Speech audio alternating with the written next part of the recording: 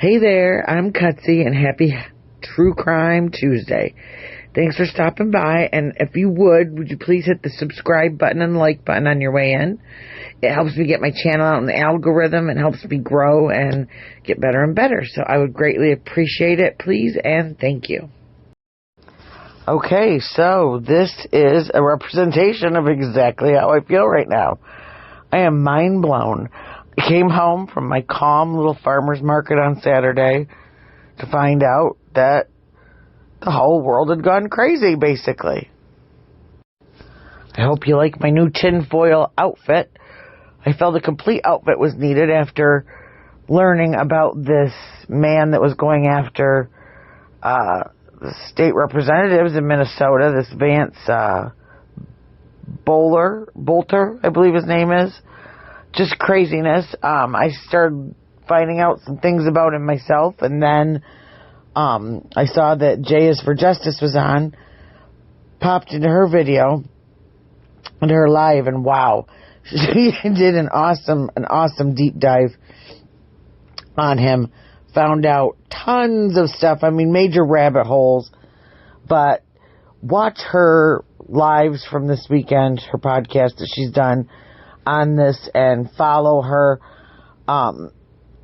It is just rabbit hole beyond rabbit hole beyond rabbit hole. And the things that she found out, just, I don't know. Something's not adding up. This is really, really weird. And so hopefully we'll get more answers in the days to come. And prayers for the family of the people that this horrible guy hurt. What a piece of junk. Just a crazy person on the loose. Then I get a call to tell me to put it on this channel on YouTube, and I start realizing that Israel and Iran are literally bombing each other. And that was my weekend. I am just mind blown. So I thought, let's do something. Let's take a break from the apocalypse. How about that? And let's do some nails and go over a story from my home state, Michigan, that you may not even realize that you know a little bit about already. So here we go. Before I begin our crime story, though, let me set up what we're doing for nails today. So, one of my favorite summer desserts when it's hot are those rocket pops, those bomb pops, the red, white, and blues. I love them. And so I thought, let's do some cute little nails that represent this. Now, I will tell you, I had an issue with my paints. I decided this time that I was going to do all the red tips at once, and then I was going to go back through and do all the blues. Well, for whatever reason, this one time, my red decided to bleed. So I am going to have to figure something out, and I will show that in a later video. See kind of how I tweaked it a little bit and made it look a little bit better and a little bit crisper. But they did turn out good. So what I'm using is I'm going to use these three colors and red, white, and blue, of course. And so I'm going to get started with these nails, and then we will get started with our story. So as you can see, I'm painting this. I should have cured each one individually, but oh well. So here we go. Our story starts out that I'm going over today with in a town called Coldwater, Michigan. It's down by the Indiana-Michigan border, and it starts off with a couple going for a nice ride on a Sunday, and they decide they're from Elkhart, Indiana, and it's real close, so they decide to go for a ride up into Michigan, and they start going through a little town called Coldwater, and they were just talking to themselves about how nice and quiet and pretty it was, and as they're driving, they hear a motor rev up behind them, and they can't figure out where it's coming from. All of a sudden, they see in the rearview mirror this big brown van zooming up super fast right on their rear end. And he doesn't slow down, nothing. He whips around them and whips around them again up across this hill and up and over the hill and takes off. And they remark to themselves that guy's going to kill somebody because he's driving like a maniac. Now, a little further down the road, they pass this schoolhouse. This is the actual schoolhouse. And they see a man in the back with a sheet with red stuff all over it. And he's stuffing it down, trying to hide it. Now, as they're driving past the school, said they see this sheet with red stuff all over it. And the husband doesn't think anything of it. Thinks maybe he's a maintenance worker, maybe it's paint, you know. The wife is a nurse, and she keeps telling him that's blood on that sheet. I know that's blood. And so they start kind of arguing back and forth about it. And all of a sudden, they hear that engine roaring again, and up from behind them comes that big brown van. Now, it is zooming fast, and it comes right up on them, and it's riding their bumper like nobody's business. It will not get off their tail. It's obvious whoever this is trying to scare them. Sound familiar yet? Well, if you're a horror movie buff like I am, then this will definitely sound like something that we have all seen before. Are you ready? Only in one of my favorite scary movies, it's a brother and sister that are driving down the road and happen to see something very similar to what these people saw. If you guessed Jeepers Creepers, you were right.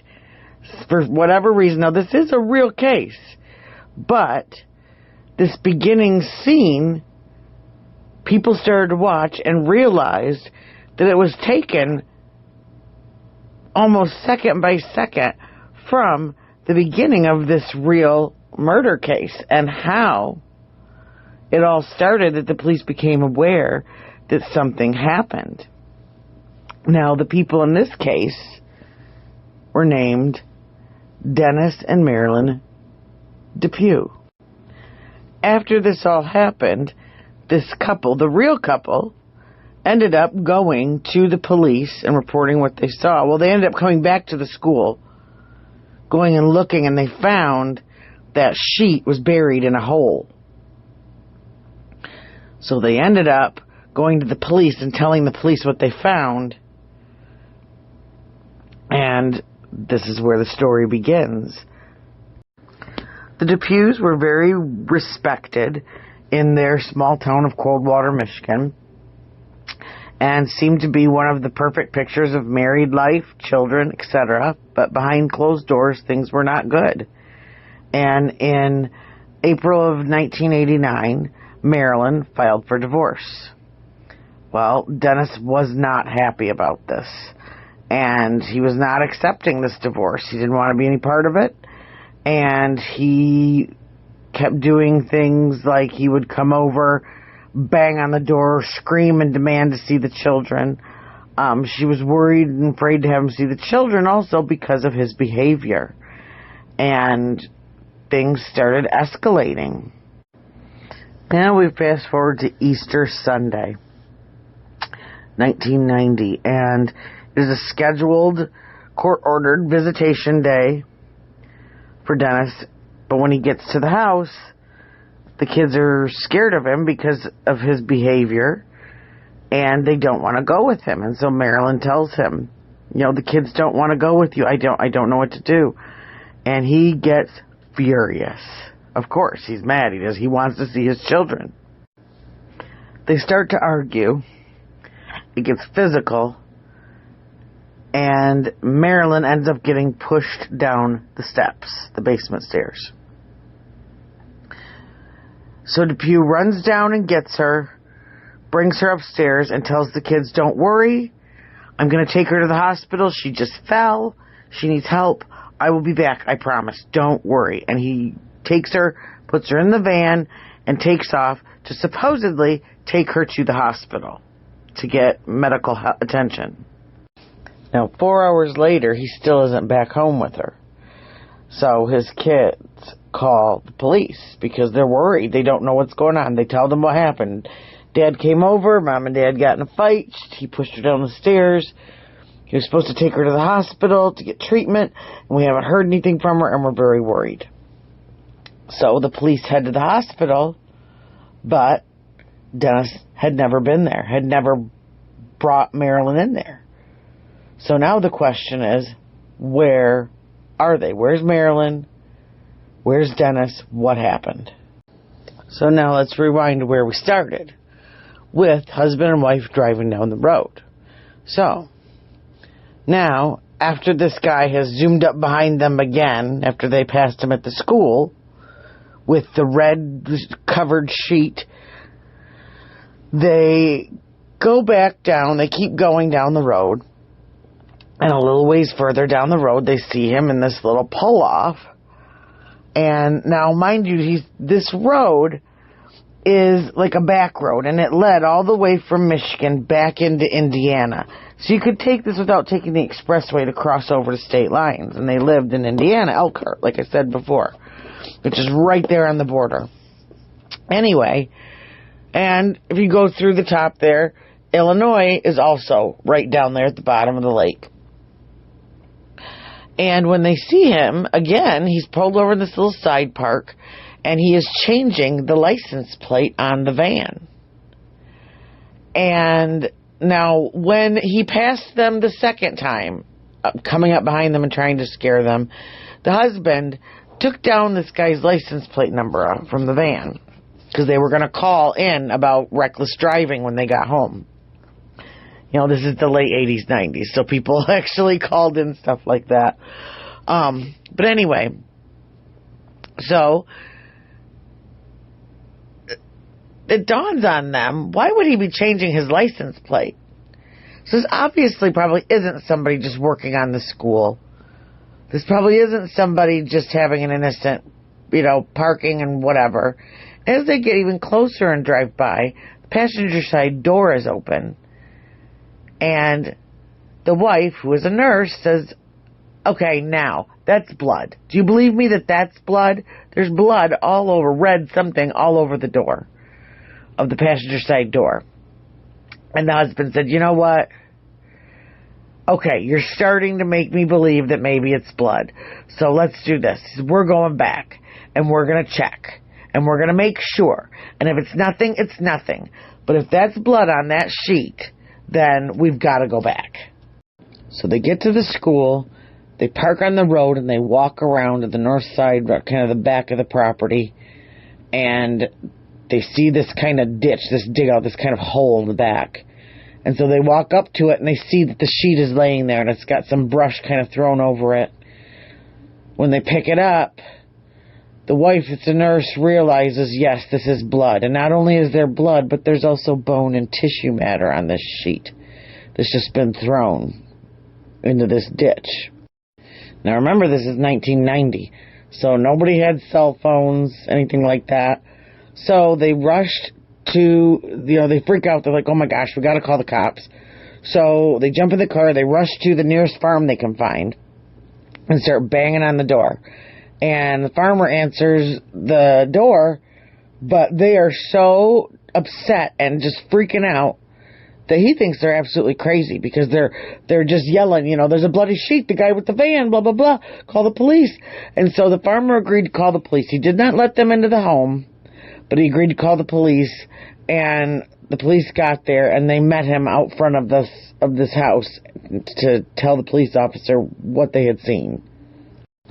Police arrived, they gave them their statement, and he told them, thank you, we'll contact you in the next, few days, let you know if we find anything out. And that was it. The very next day, there was a road worker, ironically enough, on a road called Butcher Road, which was not far from, I believe, the schoolhouse. And the abandoned, no, mind you, this is an old abandoned schoolhouse, like you saw in the pictures. But anyway, and he had found a body out kind of off in the brush on the side of the road, and they were able to confirm that it was indeed Marilyn Depew that was out there. It was determined that Marilyn Depew's cause of death was a gunshot wound to the head. So now they need to figure out, where is Dennis? They found out that he had taken the next week off of work, told his boss he wouldn't be in. he had gone in and taken out like $3,000 or $4,000 out of the bank account. And they also now knew that he had a firearm. Now, 2 weeks later, they still don't know where he is, but the school that his wife worked at receives a bunch of like legal size, like manila envelopes addressed to a couple different people in the school. They were close friends to his wife. And all of these letters written, talked about how he believed that it was their fault that she wanted to divorce him, that they had talked her into it because, for whatever reason, that they had taken his family and his children, and that that the revenge was eye for an eye, death for a death. They caused the death of his family and his marriage, and so because of them, he had to kill Marilyn. He also had sent some of these letters to the judge that was handling his divorce and different other people that he believed had something to do with this, and he wanted to make sure that they felt that they knew that they were at fault for this. But what he was also doing was letting them know what states he was in and where he was headed and how he was going when he was on the run. The first batch of letters came from, I believe it was Arlington, Virginia. The second batch was from Oklahoma. And he just kept doing this, writing these letters, on legal pads, and mailing them to people just to let them know. And again, this is 1990. So, it's pen and paper, boo-boo. That's what he's doing. And it's just crazy. He's crazy. All of a sudden, the letters just stopped. So now we fast forward to about 9 months later in Texas. He has traveled and been on the run for all this time, and now he has settled down in Texas.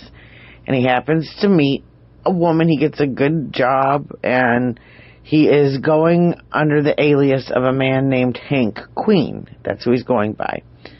So he meets this woman, and she falls for him, at least. I don't know if he was capable of falling for her, but she did, and he eventually ends up moving in with her. After living together for a little bit, the honeymoon ends up being over quite quickly. And she starts getting suspicious of him because, as she tells her friends, he doesn't talk to me anymore. He's quiet. He's moody. And now, mind you, he still has this van, okay, that was seen to be covered in blood, etc. And she thought it was kind of weird. He would always park the van in the garage. He would never leave it out. Well, we know it's because he doesn't want anyone to see this van. Even though it's got a different license plate on it, it's still the description of the van. He doesn't want anybody to see that. Of course not. So, she gets suspicious, starts spying on him, can't find anything, ends up hiring a PI. Now, the private investigator finds absolutely nothing. Nothing. Which they also find odd, to not find anything on someone. But again, it's 1990. You don't have truthfinder.com to go pay $3 and find info about people instantly. And it's a fake name, so there is nothing. Meanwhile, one night while Hank was watching TV, Unsolved Mysteries happens to come on. And the story about him and what he did to his wife and the fact that they're looking for him comes blasting across the screen, along with a picture, a detailed description of his van, the murder van. I love this for him. So he hops up, freaks out, makes up a story about telling the girlfriend that his mother's sick and he's got to go, packs all of his stuff, and takes off. Shortly after he leaves, one of the girlfriend's friends comes running over, freaking out, going, "Oh my gosh, you've got to get out of here. I'm so glad you're okay." blah, blah, blah. She asked where Hank was. She said he left. His mother was sick. She said, oh, my gosh, this guy's been all over the TV. He's a murderer. She's like, oh, you know, I can't believe this. So the girlfriend ends up calling the police and saying, listen, he was here not too long ago. This is the license plate number that he's got on the van now. He's in the van. Go get him. Well, he manages to get all the way from Dallas, Texas to Louisiana without being caught. But as he's driving on the highway, he ends up getting pulled over for speeding. And there's no way he's pulling over because he knows he's done. And the police officer calls in the license plate number, and it comes up because they had put up a 6-state all-points bulletin for him. So now a high-speed chase begins. So after busting through 2 police roadblocks, he ends up getting to a 3rd, and that's it. He's done. There's no way out. He's almost at the Missouri border. They're not letting him go. This is the final countdown. All of a sudden, police start getting out of their cars, pointing their weapons, telling him, get out of the car, and they hear a shot ring out. And so they return fire, and they fill that van just full of holes. And once they stop, they go up to the van, and they open up the driver's side door, expecting him just to be riddled, and he only had 1 single shot to the head. And that was from his own gun. Once they opened up the van, they found out why. There was so much junk in that van that none of those bullets touched him. And that is the end of the Coldwater, Michigan murder of Marilyn Depew by her husband, Dennis Depew, which, even though the actual story isn't based on the movie, or the movie's not based on this story, the kind of middle of this story is almost exactly to a T what Jeepers Creepers beginning scene in the movie is, and how it introduces the characters. And so that's something that we always thought was kind of cool. Even though the director and the writer, they will never admit, they don't admit that that's what it is. They've kept silent on it. But if you know the movie, and then you know this crime, this case, you know what happened. So, alright, well, this is it. I had some issues. I'm going to try to tweak these a little bit more because I'm not real super happy with this outcome. My red polish bled. The blue, I ended up going over the blue a second coat because it just wasn't blue enough. I did one pair in matte and the other in gloss just to see what I thought. Because I thought, you know, the matte would make it look like an actual popsicle. But this should be a good example of no matter how long you've been doing this, sometimes things don't work out exactly how you want them. And so you just have to sit down and figure out a way to make it work. Kind of like we all have to try and do in life every day, and it's the same with nails. So I am going to tweak these a little bit. I did crisp up the edges, filed them, that made them a little bit better, made me feel a little bit better, but there's something. They're just not quite there. So I don't know, maybe some jewels or some glitter, something, you know, everything's better with glitter. But I will brainstorm and work on these, and I will definitely, if I figure something out, I will show you the updated product in the end. I want to try and get these done before the farmer's market because it'll be right before 4th of July. So everybody have a great day, and I'll see you later. Cutsy out.